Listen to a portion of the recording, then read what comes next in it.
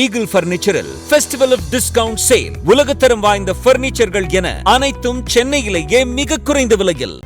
கடந்த 2024 யூடியூப் சேனலுக்கு பேட்டி அளித்த போது சர்ச்சையாக சீமான் பேசிய விவகாரம் தொடர்பாக சீமான் மீது போலீசார் வழக்கு பதிவு செய்திருக்கிறார்கள். மேலும் விவரங்களை செய்தியாளர் சாலமன் வழங்கிட கேட்கலாம். சாலமன், வணக்கம்.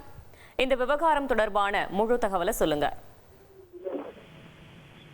கடந்த 2024 ஆண்டு நாம் தமிழர் கட்சியினோட தலைமை ஒருங்கிணைப்பாளர் சீமான் ஒரு தனியார் யூடியூப் சேனலுக்கு பேட்டி அளித்த போது அவர் ஒரு கருத்தை முன்வைத்தார். குறிப்பாக எல்லாவற்றிற்கும் நீதிமன்றம் சென்றால்தான் சட்டமன்றமும் பாராளுமன்றமும் பல்லாங்குழி விளையாடவா என்ற ஒரு கருத்தை முன்வைத்தார்.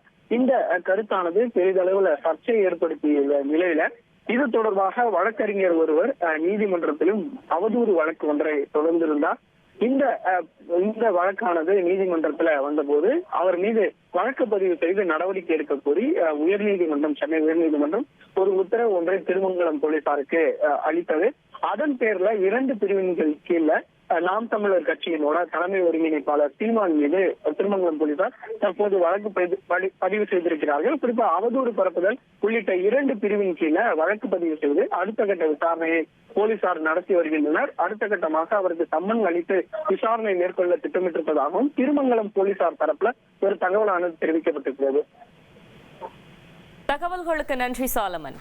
Eagle Electronics Festival of Discount Sale. Home appliances and kitchen appliances அனைத்தும் சென்னையிலேயே மிக குறைந்த விலையில்.